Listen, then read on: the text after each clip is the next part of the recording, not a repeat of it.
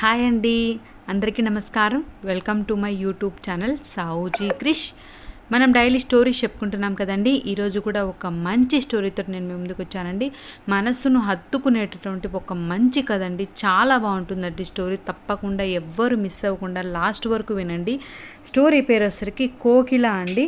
రచించిన వారు ముచ్చి ధనలక్ష్మి గారండి. స్టోరీ తప్పకుండా లాస్ట్ వరకు విని ఎలా ఉందో స్టోరీ కామెంట్ చేయండి. చాలా అంటే చాలా బాగుంటుందండి. ఇప్పుడు స్టోరీలోకి వెళ్దాం. కోకిల. నీకు ఎన్నిసార్లు చెప్పుంటాను విదురా, నలుపు రంగు నీకు సెట్ కాదు, బ్లాక్ డ్రెస్ వేసుకోవద్దని. చెప్పిన మాట వినవుగా, అరిచింది శకుంతల కాలేజీకి బయలుదేరిన విదురను చూడగానే. ఏ బట్టలు వేసుకుంటే ఏంటమ్మా, నా మొహం ఏం మారుతుందని? తెలుపు రంగు వేసుకున్నంత మాత్రాన ఈ కాకి రంగు పోయి హంసలా అయిపోనులే. విసురుగా బయటకు నడిచింది విదుర. గ్లాస్ డోర్ వైపు అప్రయత్నంగా చూసేసరికి దర్శనమిచ్చిన తన నిలువెత్తు రూపం మరింత చిరాకు పెట్టింది విదురను. తనకున్న శత్రువులందరినీ వరుసలో నిలబెడితే మొదట ఉండేది ఈ అద్దమే. ఇన్నిసార్లలో ఏ ఒక్కసారి కూడా కాస్త అందంగా చూపించలేదు. అయినా దాన్ని అనుకొని ఏం లాభం? అద్దానికి అబద్ధం చెప్పాల్సిన అవసరం లేదుగా మనుషుల్లా. హాయ్ విదురా, ఎదురుగా రేణు. డ్రాప్ చేయనా అంది స్కూటీ ఆపి. థ్యాంక్సే, టైం అయ్యింది. ఒక్క గంతులో స్కూటీ ఎక్కి కూర్చుంది. ఏంటి స్పెషల్గా తయారయ్యావు? దీర్ఘం తీసింది రేణు. అదేం లేదే, ఈరోజు ఫేర్వెల్, అందుకేనే ఈ హంగామా. అలాంటిదే నవ్వుకున్నారు ఇద్దరు. రేణుతో మాట్లాడితే మనసుకు ఒక రకమైన ప్రశాంతత విదురకి. ఎందుకో గాని అప్పటి వరకు ఉన్న విసుగు చిరాకు అంతా టక్కున మాయమైపోతాయి. నీకు లైట్ కలర్ బాగుంటుందే విదురా. అదే డైలాగ్ రేణు నోటి నుండి కూడా. నాకు తెలుసు నేనేం వేసుకోవాలో సీరియస్గా చెప్పి స్కూటీ దిగి వెళ్ళిపోయింది. ఎందుకిలా అందరూ వద్దన్న సలహాలు ఇస్తుంటారు? నాకు నచ్చినట్టుగా నన్ను ఉండనివ్వచ్చుగా. వాళ్ళు చెప్పినట్టు చేస్తే నేనేమైనా దేవకన్యను అయిపోతానా? తిట్టుకుంటూ ఓ మూల కూర్చుంది. ప్రోగ్రాం మొదలైంది. అందరూ బాగా ఎంజాయ్ చేస్తున్నారు. చాలామంది పిలిచినా కానీ విదుర ఏ గ్రూప్లోకి వెళ్లకుండా ఒంటరిగానే ఉండిపోయింది. ఎందుకు విదురా నీకు అంత మొండితనం? మాతో కలిస్తే నీకేం నష్టం? కోప్పడింది స్వాతి. ఓ పెద్ద నిట్టూర్పు వదిలి ఊరుకుంది విదుర. మీతో కలిస్తే మీరు ప్రతి నిమిషం దిగే సెల్ఫీలలో మెరుస్తున్న మీ ముఖాల మధ్య దిష్టి చుక్కలా నా మొహం కనిపించడం ఇష్టం లేదు అన్న సమాధానం బయటికి చెప్పలేదు. అయినా ఈ ఒంటరితనం ఈరోజు తనకి కొత్త కాదు. ఊహ తెలిసినప్పటి నుండి ఉన్న ఏకైక నేస్తం. ఆఫ్రికాలో దించాల్సిన దేవుడు పొరపాటున ఇండియాలో పడేసినట్టుండే కారు నలుపు తనకు వదిలించుకోలేని గొప్ప బహుమతి. చిన్నప్పటి నుండే వెక్కిరింతల్ని అవహేళనల్ని అందించిన విలువైన బహుమతి. పసి వయసు నుండే మొదలైన అవమానాలకి ఏడ్చి ఉక్రోషపడి విసుక్కుని చివరకు పట్టించుకోవడం మానేసి మొండిదానిలా మిగిలిపోయింది. చిన్నప్పుడైతే పూర్తి జ్ఞానం లేక కాకి ఆఫ్రికన్ అంటే ఏడ్చేది. మరిప్పుడు మెదడు పరిపక్వం చెందాక కూడా అలాంటి మాటలని మామూలుగా తీసుకోలేకపోతుంది. ఎందుకు? హాయ్, ఎక్కడో ఉన్నట్టున్నావు. పాతాళ లోకమా స్వర్గలోకమా? ధర్మ పలకరింపుకి ఆలోచనలోంచి బయటపడింది. రెండూ కాదు, భూలోకమే. అయితే ఆలోచన లోకం అయ్యుంటుంది. అదేగా నీకు చాలా ఇష్టమైన లోకం. ఏమో, నవ్వింది మెల్లగా. అసలు నీకు మనుషులంటే ఎందుకంత కోపం? ఒంటరితనం అంటే ఎందుకంత ఇష్టం? ఆలోచిస్తూ అడిగాడు. బాగా ఆలోచించు, నీ ప్రశ్నలోనే సమాధానముంది. ఓ నిమిషం ఆలోచించి తల తిప్పేశాడు తెలియదు అన్నట్లు. ఒంటరితనం అంటే ఇష్టం కనుకే మనుషులంటే కోపం, మనుషులంటే కోపం కనుకే ఒంటరితనం అంటే ఇష్టం. అవాక్కైనట్టు చూశాడు ధర్మ. ఇన్ని రోజులు నీకు కేవలం ఆలోచించడం మాత్రమే తెలుసు అనుకున్నా, కానీ మాటలు కూడా వచ్చు అన్నమాట. ఏంటి మీటింగ్ అంటూ ఫ్రెండ్స్ రావడంతో సంభాషణ ముగిసింది. ధర్మాకి ఏంటి నీ మీద స్పెషల్ ఇంట్రెస్ట్? ఉమా చాలాసార్లు అడిగేది, తనే పట్టించుకోలేదు. తను ఇప్పటి వరకు చూసిన వాళ్ళు రెండే రకాలు. చూడగానే చిరాగ్గా మొహం తిప్పుకున్న వాళ్ళు, అవసరమైన దానికన్నా ఎక్కువ మాట్లాడి సానుభూతి కురిపించేవాళ్ళు.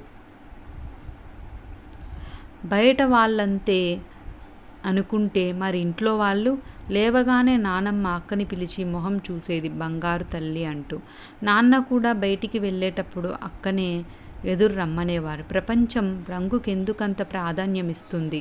భారంగా మూలిగింది విదుర మనసు. అయినా రంగు ఒక్కటేనా? మధ్యలో స్ఫోటకం మచ్చ ఒకటి ఇంకాస్త వికారంగా. ధర్మ స్థానంలో తనుండి తనలాంటమ్మాయి ఎదురుపడితే స్నేహం చేస్తుందా? అనుమానమే. ఎవరైనా తమతో ఇంచుమించు సమానంగా ఉండే వారితోనేగా స్నేహమైన బంధమైన కలుపుకోవాలనుకునేది. అయితే తను స్వార్థపరురాలే. నవ్వొచ్చిందా ఆలోచనకి. ధర్మాకి ఎందుకంత ఇంట్రెస్ట్ నేనంటే? ప్రశ్నకి సమాధానం ఆలోచిస్తూ ఫుడ్ సెక్షన్ వైపు నడిచింది. అదేంటిరా, మన గ్రూప్ అమ్మాయిలంతా నీతో మాట్లాడాలని తెగ ప్రయత్నిస్తుంటే నువ్వు ఎప్పుడు చూసినా విదురతోనే మాట్లాడుతుంటావు అడుగుతున్నాడు మురళి. ఆ మాట వినగానే టక్కున ఆగిపోయింది విదుర. ధర్మ ఏమి సమాధానం చెప్తాడో అని చెవులు రెక్కించింది ఆసక్తిగా. వాళ్ళు వేరు, విదుర వేరురా. సంవత్సరం నుండి చూస్తున్నాగా. తనేదో డిప్రెషన్లో ఉన్నట్టుంది. ఎవరితోనూ కలవదు, ఏం మాట్లాడదు. ఆ డిప్రెషన్కంతా కారణం కలర్ తక్కువని కావచ్చు, లేదా తను అందంగా లేదని కావచ్చు. అందుకే అప్పుడప్పుడు తనని నవ్వించాలని ఏదో ఒకటి మాట్లాడుతుంటాను. ధర్మ మాటలు భూకంపం రేపాయి విదురలో. సానుభూతి, అదే సానుభూతి. బాల్యం నుండి మోస్తున్న సానుభూతి, అందరి నుండి అందుకుంటున్న సానుభూతి. అయితే ఈసారి ఎందుకో చిత్రంగా తనకి కోపం, బాధ, విసుగు ఏవీ రాలేదు. ఒక రకమైన నిరాసక్తత, ఏంటో అర్థం కాని నిర్లిప్తత. అంతా అయిపోయినట్టు, ఇంకేం జీవితం లేనట్టు స్తబ్దంగా అయిపోయింది మనస్సు. ఫంక్షన్ పూర్తవ్వకుండానే ఇంటికి వెళ్ళిపోయింది. కానీ మళ్ళీ అదే కాలేజీలో ఇంకో 4-5 నెలలు ధర్మాని చూస్తూ తనన్న మాటలు గుర్తు చేసుకుంటూ విసుగ్గా విదిలించింది తలని. విదుర ఉలిక్కిపడి తల తిప్పింది. సాయంత్రం కాలేజీ నుండి ఇంటికి వెళ్తున్న విదుర ఎదురుగా స్కూటీ మీద తన English lecturer Sunaina madam. Good morning madam wish చేసింది అప్రయత్నంగా. మార్నింగ్ కాదిది, సాయంత్రం. పోనీ ఉదయం నా క్లాస్లో కూర్చున్నావన్నదైనా గుర్తుందా? మౌనంగా ఉండిపోయింది విదుర. సరే స్కూటీ ఎక్కు, నేను వెళ్ళేది కూడా అటువైపే. ఆర్డర్కి తల వంచక తప్పలేదు విదురకి. కాసేపు పార్కులో కూర్చుందామా? బండి లోనికి పోనిస్తూ అడిగింది సునైనా మేడం. అర్థం కానట్టు చూసింది విదుర. తన అభిప్రాయంతో పని లేనట్టు 2 టికెట్లు కొని చోద్యంగా చూస్తున్న విదుర చెయ్యి పట్టుకుని లోపలికి తీసుకుని వెళ్ళింది. ఏమైంది విదుర, ఈ నెల రోజుల నుండి మరీ మౌనవ్రతం పాటిస్తున్నావు? సూటిగా అడిగేసింది. పక్కవాళ్ళ గురించి తెలుసుకోవాలని ప్రతి ఒక్కరికి ఉంటుందేమో, తిట్టుకుంది విదుర చిరాగ్గా. అసలేంటి నీ సమస్య? ఎప్పుడు ఏదో కోల్పోయినట్టుంటావు? మళ్ళీ అడిగింది సునయన. నిజంగా నీకు తెలియదా మేడం? నన్ను చూసి కూడా మళ్ళీ అడుగుతారు ఎందుకు? విసుగును అదిమిపెట్టి సమాధానమిచ్చింది. రంగు ఆశ్చర్యంగా అంది. రంగు నీ సమస్య? అసలు దాన్ని ఎందుకు అంతలా పట్టించుకుంటున్నావు? నేను కాదు, అరిచేసింది అప్రయత్నంగా. పార్కులో ఒకరిద్దరు తల తిప్పి చూశారు విదుర వైపు. పట్టించుకుంటున్నది నేను కాదు మేడం, ఈ సమాజం, నిర్లిప్తంగా చెప్పింది మెల్లగా తేరుకొని. పిచ్చిదానలా మాట్లాడకు విదురా. అదే అయినా బాగుండేదేమో, మధ్యలోనే అడ్డొచ్చింది. అబ్బా, తల పట్టుకుంది సునయన. విదురేకెలా నచ్చ చెప్పాలో అర్థం కాలేదు. అయితే నువ్వు బాగుండవని నువ్వే నిర్ణయించుకున్నావా? కాదని మీరు గట్టిగా చెప్పగలరా మేడం? చెప్తే ఎవరైనా నమ్ముతారా? వదిలేయండి, జరగని వాటి గురించి మాట్లాడడం వృధా. సరే వదిలేయి, కానీ అందమే బతకడానికి అర్హత? కేవలం బతకడానికి కాదు, అందరిలా ఆనందంగా బతకడానికి, ఎవరి దగ్గర తక్కువ కాదని ధైర్యంగా బతకడానికి. అయితే ఖచ్చితంగా అందమే అర్హతని అనుభవం ద్వారా తెలుసుకున్నాను. గుండె లోతుల్లో నుండి వస్తున్నాయా మాటలు భారంగా. అయితే రంగులేని వాళ్ళు, అందం లేని వాళ్ళు బతకడం లేదా? సీరియస్గా అడిగింది సునయన. బతుకుతున్నారు, ఇలా నాలానే నిట్టూర్చింది. అదే తప్పు, పూర్తిగా తప్పు. నువ్వు అనుకుంటున్నట్లు లేదీ ప్రపంచం, సర్ది చెప్పబోయింది. మనసని, వ్యక్తిత్వమని, ప్రవర్తనని కంటికి కనిపించినవన్నీ కాగితాల మీదనే, పుస్తకాల్లోనే. తన దాకా వస్తే అవన్నీ పక్కన పడేస్తారు. అవసరమయ్యే స్నేహాన్ని అయితే అందించరు, కానీ అక్కర్లేని సానుభూతి మాత్రం కురిపిస్తారు. అబద్ధం అనండి చూద్దాం, సవాలు విసిరింది విదుర.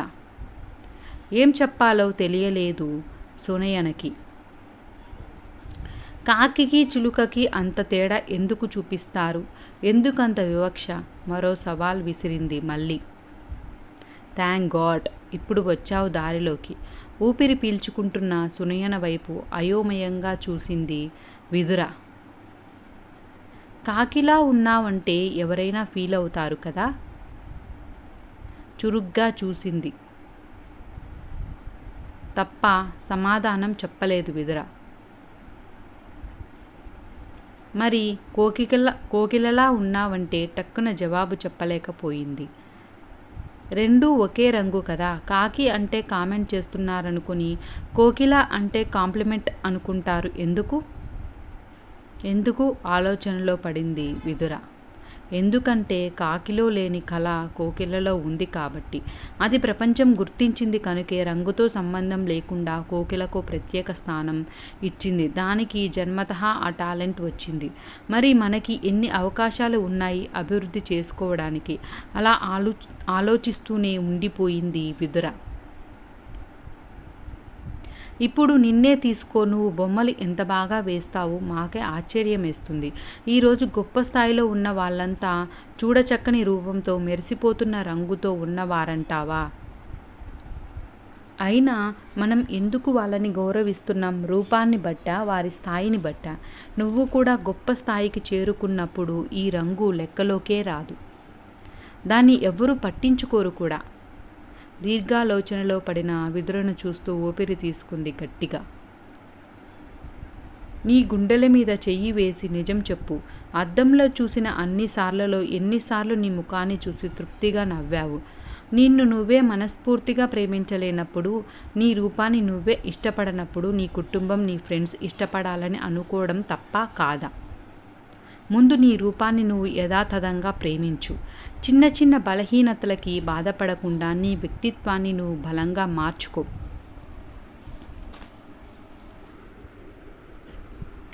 రెప్ప వేయకుండా అలానే చూస్తుండిపోయింది సునయన వైపు. ఇప్పుడు ఇక నీ ఇష్టం విదురా. పుట్టుకతో వచ్చిన రంగును తలుచుకుంటూ చచ్చే వరకు బాధపడతావో, లేక ఆ రంగుని అందరూ మర్చిపోయేంత గొప్ప స్థాయికి వెళ్తావో అని అంటుండగానే, గొప్ప స్థాయికి వెళ్తాను మేడం, ఖచ్చితంగా వెళ్తాను, దృఢంగా చెప్పింది విదుర. ఎంతో ఆత్మవిశ్వాసం ఆ గొంతులో. వృత్తికి న్యాయం చేశానన్న ఆనందంతో వెలిగిపోయింది సునయన పున్నమి చంద్రుడిలా. విన్నారు కదండి, స్టోరీ చాలా బాగుంది కదండి, చాలా అంటే చాలా బాగుందండి స్టోరీ. ఈ స్టోరీ ఎలా ఉందో తప్పకుండా కామెంట్ చేయండి. ఫస్ట్ మనం మనల్ని ప్రేమించుకోవాలండి, మన రూపాన్ని మనం ఇష్టపడాలా. మనం ఇష్టపడకుండా మన కుటుంబం ఇష్టపడలేదు, మన ఫ్రెండ్స్ ఇష్టపడలేదని బాధపడకూడదండి. ఎప్పుడు చూడు ఎవరైనా సరే అబ్బా నేను అందంగా లేను అని బాధపడతారండి. అందం కాదండి ఇంపార్టెంట్, మన మనసు ఇంపార్టెంట్. మనం మంచి స్థాయిలో ఉండడం ఇంపార్టెంట్. మనం గొప్ప స్థాయిలో ఉన్నామనుకోండి, మన అందాన్ని చూడండి, వాళ్ళు గొప్ప స్థాయిలో ఉన్నారు అని చెప్పి అందరూ మనల్ని మెచ్చుకుంటారు. మనం అందంగా ఉన్నామా లేదా అని ఆలోచించరు, మన స్థాయిని చూస్తారండి ఇప్పుడు ప్రతి ఒక్కరు. కాబట్టి అలా ఎప్పుడూ అనుకోకూడదండి. మనం మనల్ని ప్రేమించుకోవాలి, ఫస్ట్ మనల్ని మనం ప్రేమించుకోవాలండి. ఈ స్టోరీ అయితే చాలా బాగుంది కదండి. ఈ స్టోరీ నచ్చినట్లయితే తప్పకుండా లైక్ చేయండి, షేర్ చేయండి, సబ్స్క్రైబ్ చేయండి. ఇప్పటివరకు సబ్స్క్రైబ్ చేసుకొని వాళ్ళు ఎవరైనా ఉంటే తప్పకుండా సబ్స్క్రైబ్ చేసుకోండి. నా ఛానల్ ప్లేలిస్ట్లో మంచి మంచి స్టోరీస్ ఉన్నాయండి, తప్పకుండా వినండి. Thank you.